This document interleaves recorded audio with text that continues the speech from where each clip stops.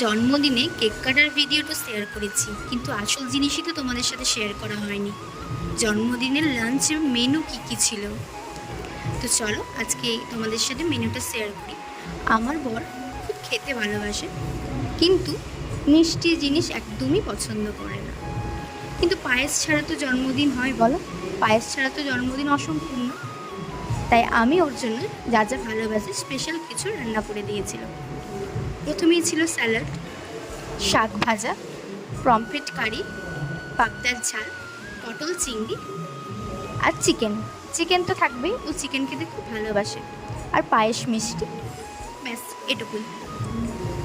ভাদ্র মাসে আমার বর হয়েছে, বৃষ্টি হবে না তাই বললে হয়? আমার শাশুড়ি মায়ের মুখ থেকে শোনা, ও হওয়ার দিনও বৃষ্টি হয়েছিল। তো যাই হোক, আমরা এখানে একটা ছোট্ট করে সেলিব্রেশন করেছিলাম। তো ভিডিওটা ভালো লাগলে শেয়ার করে দিই।